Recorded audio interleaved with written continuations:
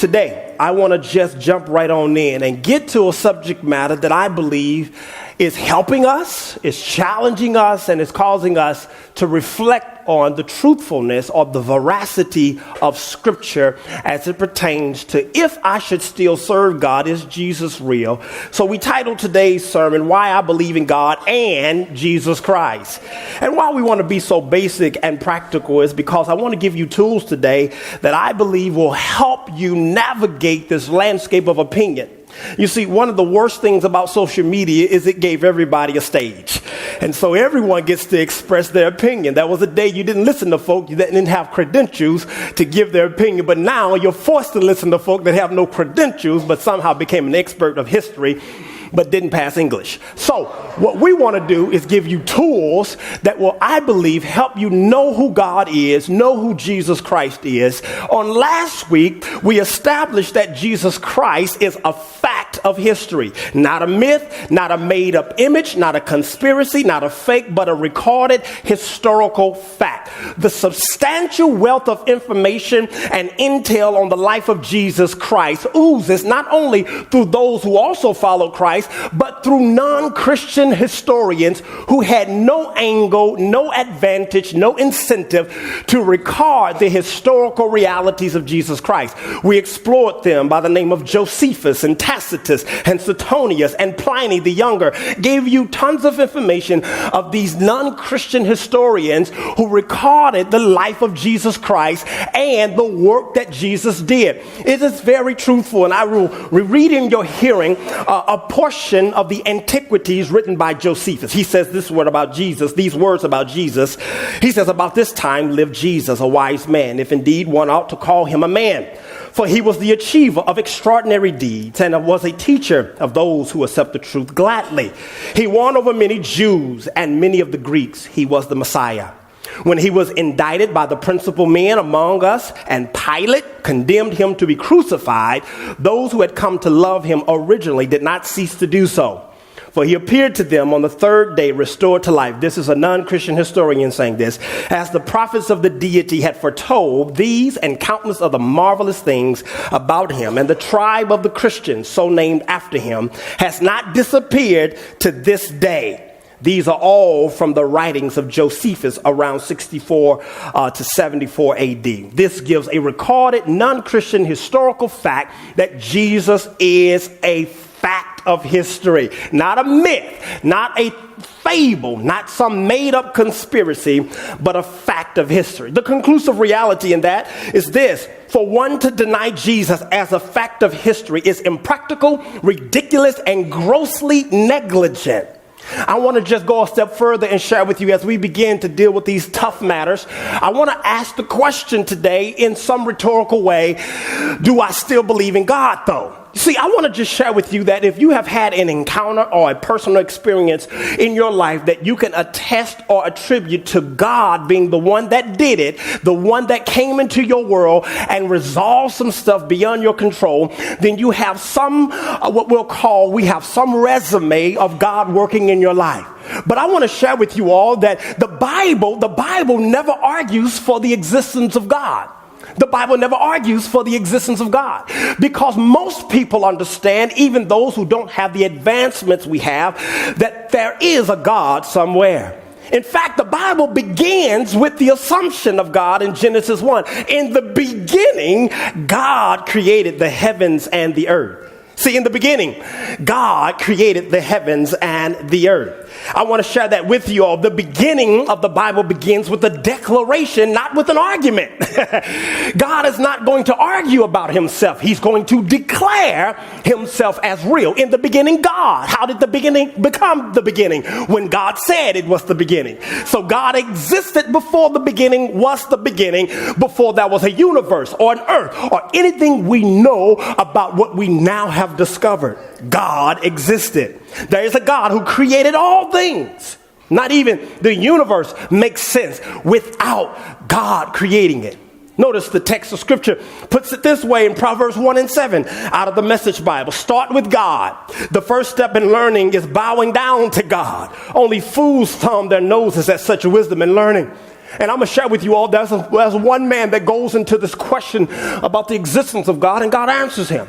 And we'll talk a little bit about him in a few seconds. So not even the universe makes sense without God. See, if you don't start there, you will miss this central truth. The central truth of the universe is this: if you leave God out of the calculation, you have missed the central fact of the universe.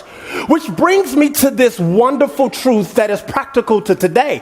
For you to pray to the universe and not to God is absolutely egregious to your intellect. How can you pray to something that was created by someone but not pray to the one that created it? You're not smart because you says, I'm putting it in the universe. God made the universe. I want to say a word behind that, but it begins with the D and ends with the Y, got two M's in the middle and a U on the side, but you'll catch that and put it together later. I want to just share this with you all. Why are people so trendy? You're praying, I'm going to pray to the universe. The universe has a creator, not a name. I want to go to this ain't going to show up nowhere. So let me read it to you. You know, this is called a Bible. I just want to read it to you. In Job, the 38th chapter, it says that God finally answers Job because Job had a lot of questions about his suffering, even to the point if God is real. In 38 verse 1, he says, then the Lord answered Job from the whirlwind.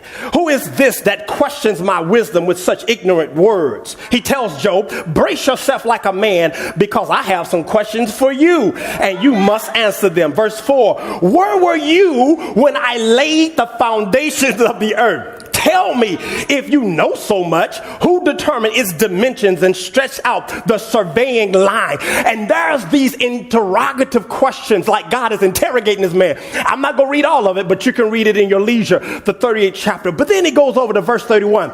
He says, can you direct the movement of the stars? For all you universe people, God, here's what God says. He says to Job, can you direct the movement of the stars, binding the cluster of Pleiades, which is an astronomical fact, or loosening the cords of Orion? Can you direct the constellations through the seasons, or guide the bear with her cubs? Do you know the laws of the universe? Can you use them to regulate the earth?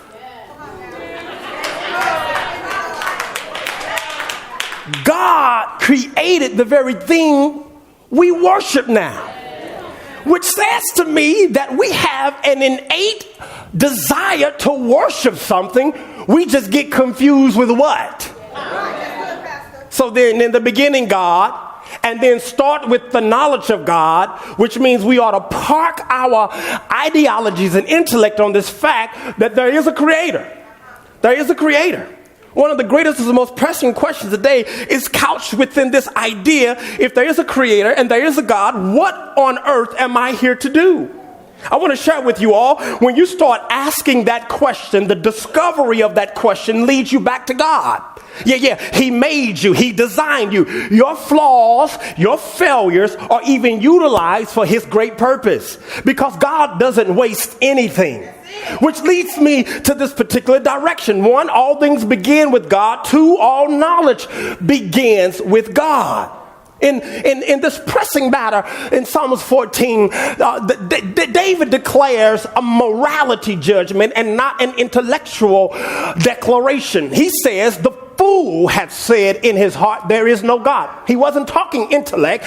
He was saying the morally deplete person has said there is no God. Because to acknowledge there is a God means I must respond to God appropriately with my life. But the moment you acknowledge God, you can't live the same way you have lived. Y'all will catch that on your drive home. I know you got to get a little coffee pick-me-up.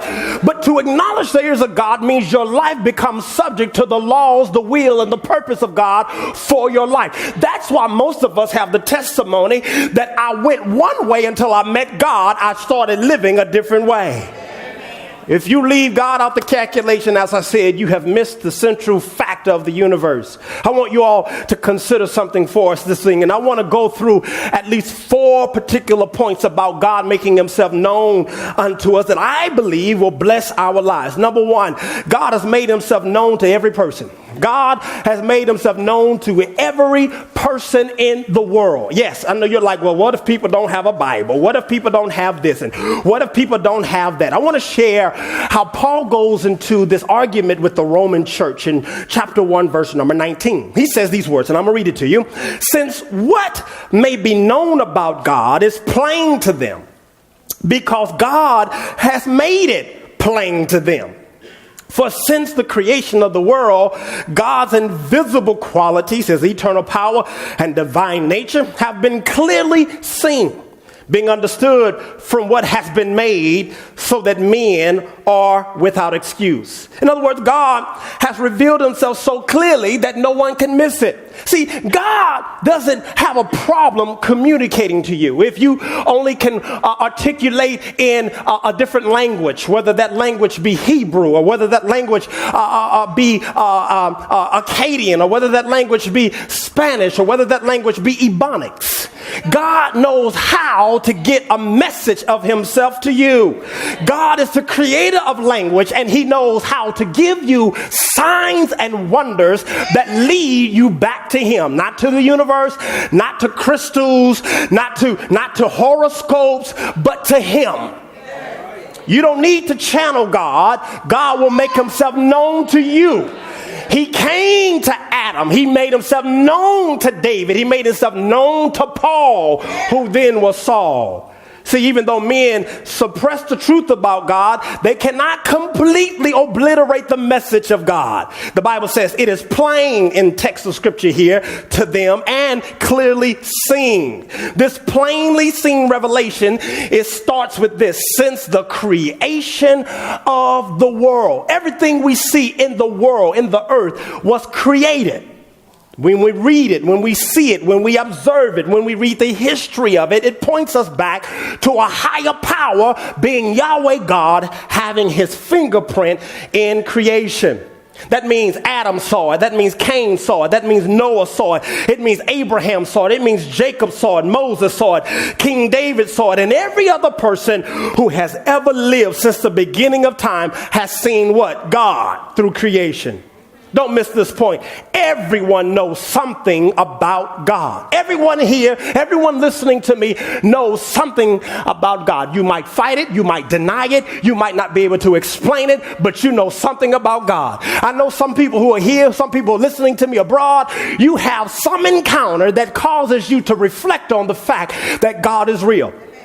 I'll never forget this true story. I'll share this because time has passed and the statutes of limitations have since been expired.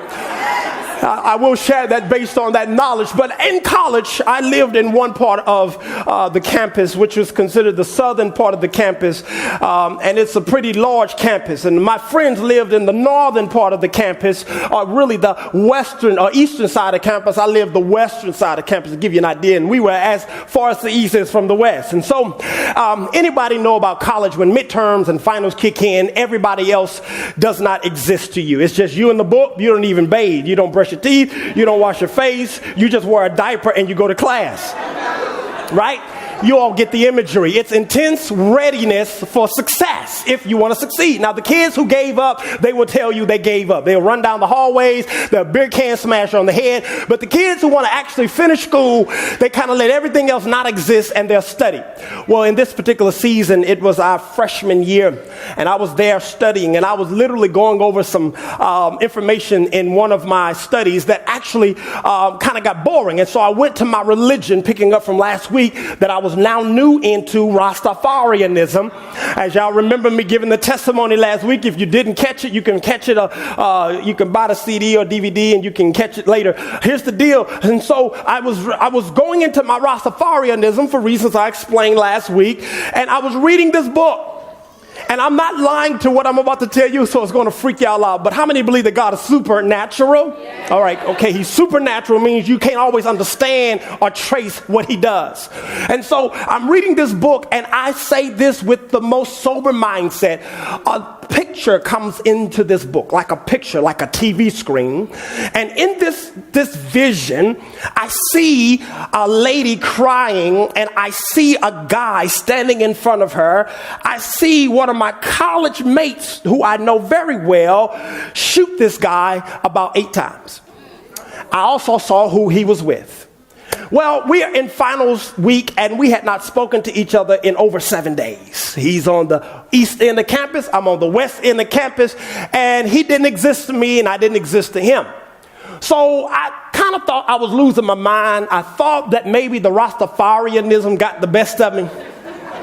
Close the book up, and I say, I need to get some rest. I go to lay down, and when I lay down in my dormitory, I'm looking at the ceiling, and that same vision appears like a screen on the ceiling.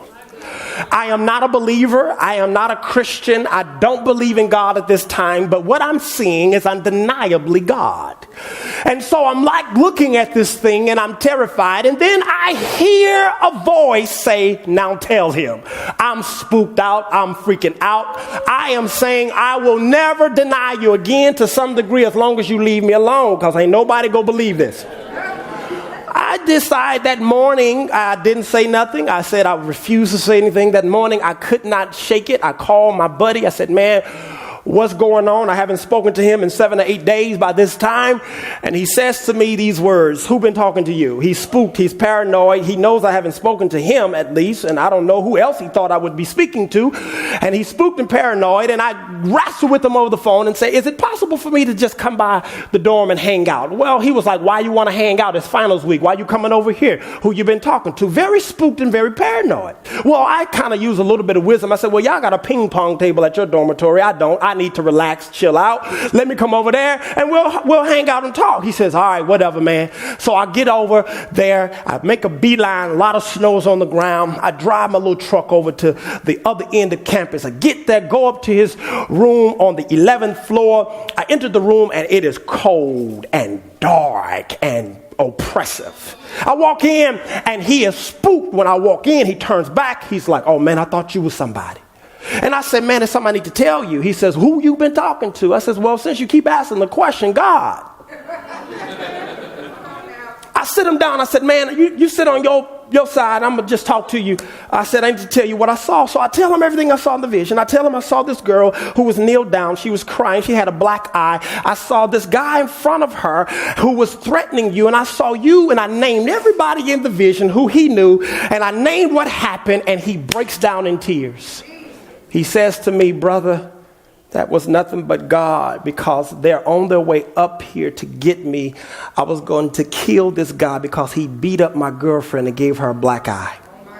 I named the park. I said, yeah, I was at this park. He says they already got the burner. For the street language who don't know that, that means the illegal gun who cannot be traced. And they're on their way up here right now. That's why I was paranoid. He says, without a shadow of a doubt, I know God is real.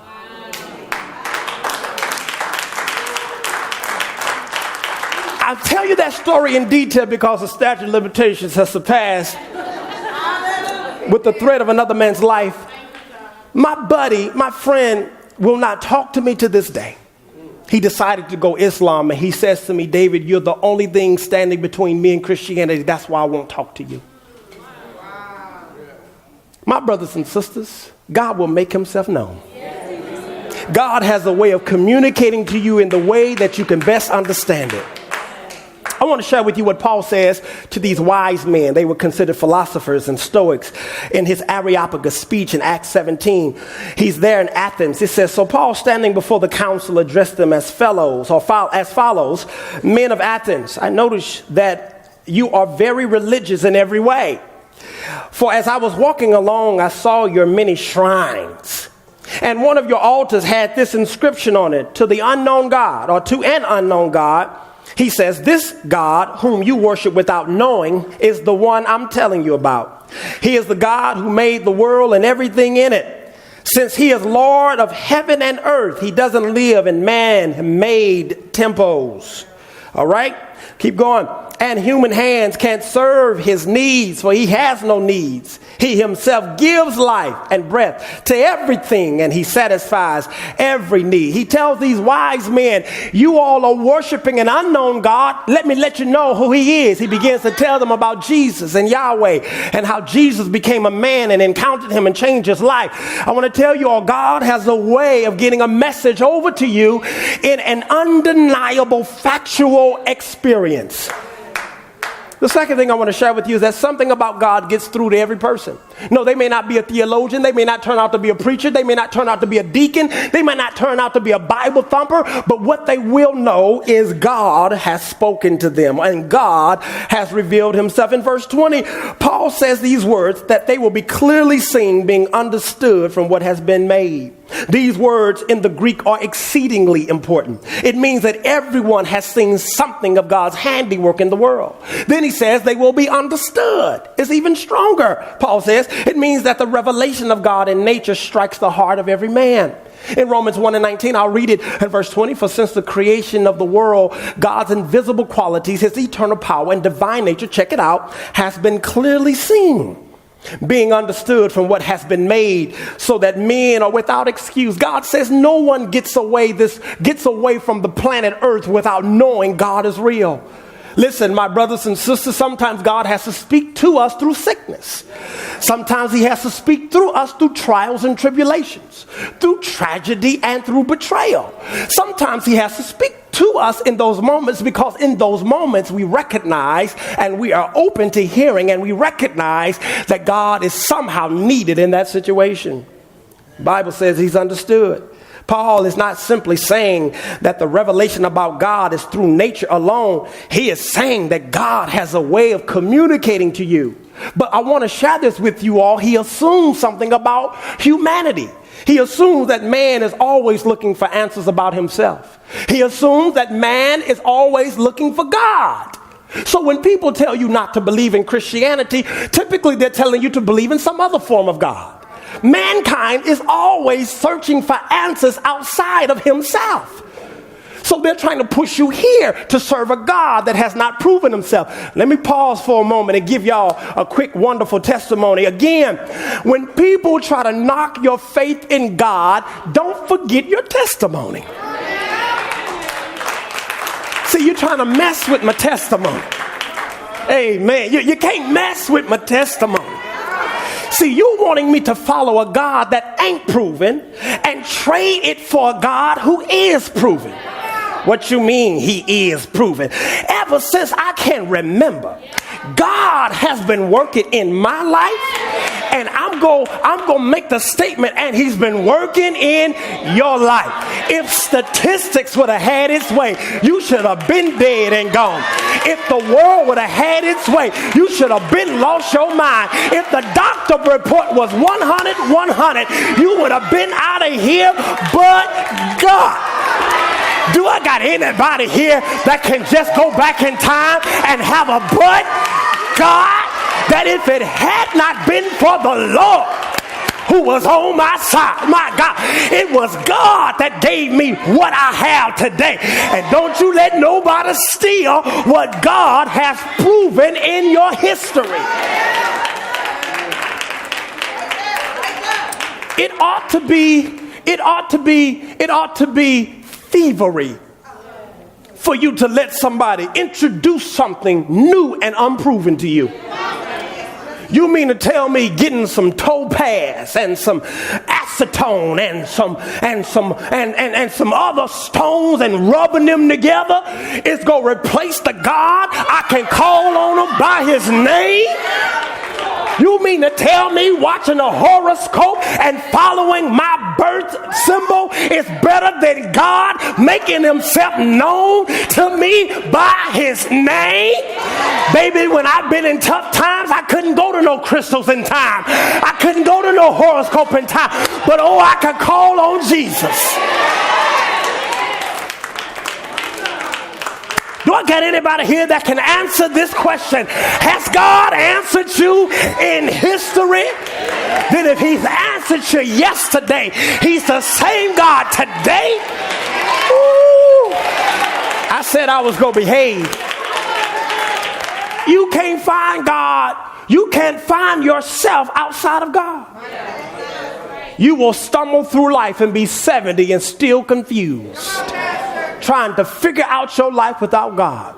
You will have a doctorate degree plus 30 and still not know who you are. You will have written 9 novels and 8 scripts on stuff and still be confused as to who you are.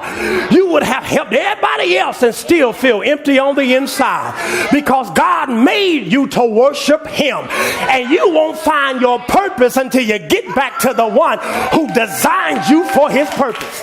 My brothers and sisters, if I could just submit to you that if you drive a Ford, you don't go and pick up a manual for a Ferrari to figure out how to solve a problem for a Ford. To figure out how and why your Ford ain't working, you go back to the maker of the car and you read the manual of the maker to figure out what's wrong with your car. Yes, all cars are not the same. God is your manual. God made you. Why should I go to some unproven stuff to figure out how he made me? Look what Ephesians 2:10 says. For we are, come on y'all, talk to me. For we are, oh Lord, I want to get a little spiritually cocky right here. For those who might feel like you are so depleted and deficient and you don't feel like you're good enough, God calls you a masterpiece. For those of you who've gone through some tough times and you got some scars and some raw scratches on your resume, you got some typos on the life script of your life, God says you are a masterpiece. For those of you who made some mistakes and you bumped your head against life's wall, God says you're not a mistake, you are a masterpiece. For those who have been abandoned by mama or abandoned by daddy and neglected by siblings, God says you're not a loner, you are a masterpiece. For those of you who didn't know who you are, and in not knowing who you are, you made some mistakes, God doesn't call you a person who makes mistakes. He calls you a masterpiece. Come on, just right back and say this with me. I'm a masterpiece. Come on, say it like it's doing something for you. I'm a masterpiece. I ain't always got it right, but I'm a masterpiece. I ain't always done it right, but I'm a masterpiece. I ain't come up in the best zip code, but I'm a masterpiece. Come on, nudge your neighbor and say, neighbor, you are a masterpiece.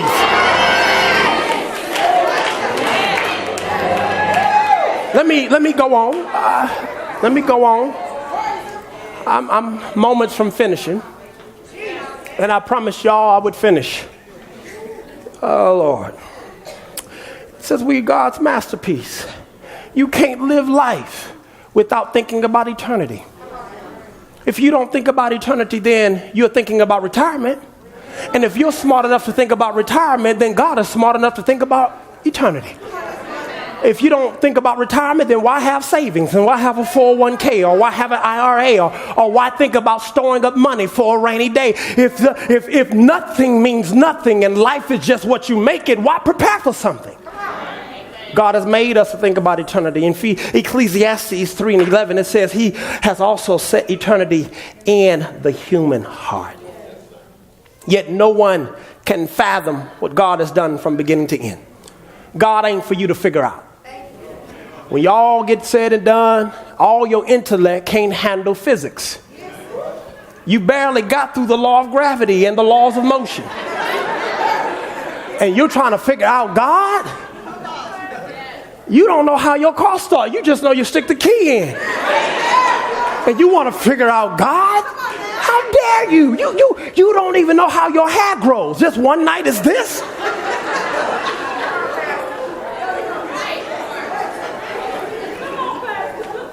Amen. You've been trying to get rid of crow's feet for 10 years. You don't know how skin works. You've been doing all kinds of stuff to figure out your own body, but you want to have the audacity to know God exhaustively? Oh, let me let you do this thing that I think helps us all to understand these words. I think Kendrick Lamar would tell you these words. Be humble.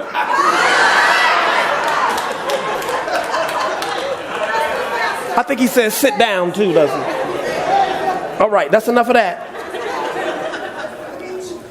Number 3, creation testifies to the Creator. Psalms 19:1 says, the world sings the messages of God. It says the heavens declare the glory of God. The skies proclaim the work of his hands. Have y'all ever just looked at nature? I mean, just the stuff you can see. Not the possums you're used to seeing. My city folk. Not the concrete jungle. But have you ever just looked up? And have you been to a place and you just looked out? You saw the majesty of creation. Have you just seen how things in nature come together? As we were in Africa, we flew over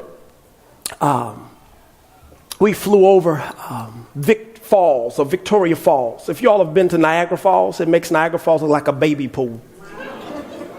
Literally. It's the most massive waterfall. It's considered the 7th wonder of the world. The Zambezi River pours into the Vic waterfalls, and it's the dry season that we're able to see this limited water just absolutely capture the majesty of God. And so as we're landing, we're going to this one spot and we get a boat. As we land, we get on this boat and we're going up the Zambezi River, and there are these hippos that are swimming right next to us. And we're in these small boats. It's nothing secure about it. And you're looking over here like, in my mind, I got to understand, when you grow up in the hood, you know survival 101. So I'm looking to my left and right. I sat in the middle for a reason. Because anybody know, give me some elbow room, I need some elbow room, I need some elbow room. And so I knew if anything would happen, you going, I'm going to tell your family you was a good soldier for Jesus. And I'm watching the navigator in this boat go certain ways on the river. And I asked him, I said, why are you doing that? He says, because the topography of the river appears as though it's all water, but it's rock. And he said, through trial and error, we have learned where the rocks are and where the water is. So instead of going a straight line, we are going left and all the way to the right. And then we get to this one part of the river that is almost like its own, it's like it's raging waters. It's this own little tributary. And he pushes it. He says, if I don't go fast, it'll swallow us up. Wow. And anybody been near water of significance have to understand that it is greater than human power. I was watching a video, and it was a video of this typhoon happening in this one country, and I forget the exact place, but there's these guys who are in this business, and it's a jewelry business, and they all are pushing up against the glass because they're bracing for this typhoon to hit this business place. And so the water hits, and it just, whew. That's so symbolic of us trying to fight with God. Anybody ever been on Carnival Cruise Line or Norwegian or whatever is the boat of your choice, and when you see the water, you realize something greater had to create what I'm now seeing. You can't look in the skies at night and not realize something is greater than me. See, it is truthful in verse 2 of Psalm 19. It gives us this truth. It says these words, day after day, they pour forth speech. Night after night, they display knowledge. That's the things that are created. See, let me just give you a few logical points here. If we can look at Mount Rushmore and declare someone made it, If we can look at the St. Louis Arch and know someone created it, if we can look at Golden Gate Bridge and declare someone created it, if we can look at the Seattle Space Needle and say someone created it, if we can look at the Empire State Building and declare someone created it, if we can look at Sears Tower in Chicago and declare someone created it, it is certain that we can look back at the creation of the world and declare someone created it. Which leads me to my last point. As I said, I leave you on this note. Christ Jesus brings the message of God. To deny Jesus is to deny God.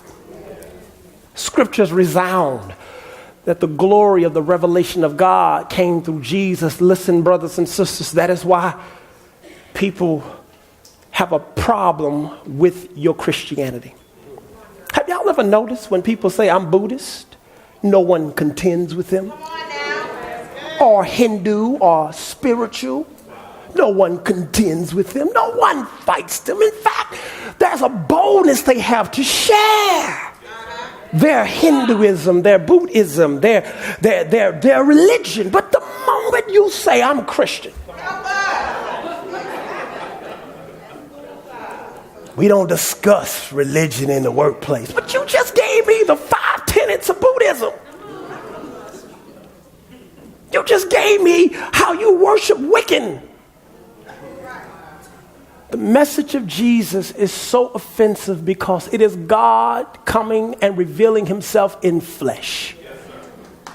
I want to just share this with you all. I call it the LeBron fiasco.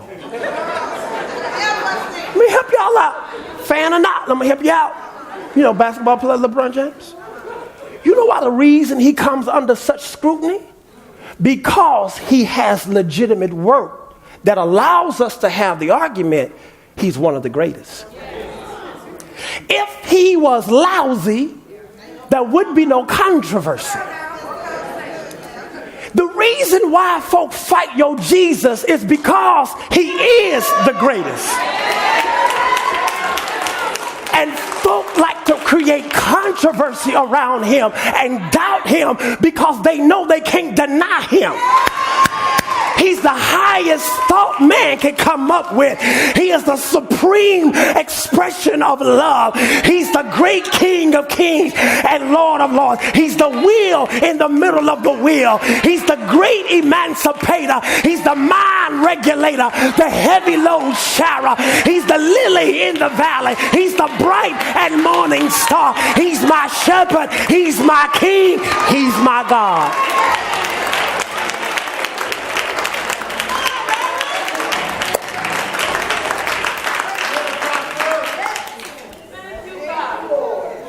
John 1:1-5 says these words. In the beginning was the Word, Logos, and the Word was with God, companionship. And the Word was God, incarnation. He was with God in the beginning. Through him all things were made. Without him, nothing was made that has been made. In him was life, and that life was the light of all mankind. The light shines in the darkness, and the darkness has not overcome it. I'll give you a sample of this in Genesis. I'm reading from the Bible now. It says these words. In the beginning, God created the heavens and the earth. The earth was formless and empty, which means nothing was there, and darkness covered the deep waters. No light was there, and the Spirit of God was hovering over the surface of the waters. And I want to read verse 3, verse 5, verse 7, verse 8. Then God said, let there be, and there was. Then God said, let there be, and there was. Then God said, let there be, and there was. Can I continue? And then God said, let there be, and there was. And then God said, let there be, and there was. Then God said, let there be, and there was. God didn't need nothing there to create what is there. God spoke it, and it was done. How did that happen? Through the Word. The Word was spoken. The Logos was spoken, and the Logos became incarnational. In verse number 14 of John 1, it says, and the Word became flesh. God says, my people need to understand who I am. I'm going to walk in the same flesh they have. I'm going to deal with the same temptations they have. I'm going to deal with the same struggles they have. The Word became flesh and made his dwelling among us. We have seen his glory, the glory of the one and only Son who came from the Father, full of grace and truth. Let's stand all over the house.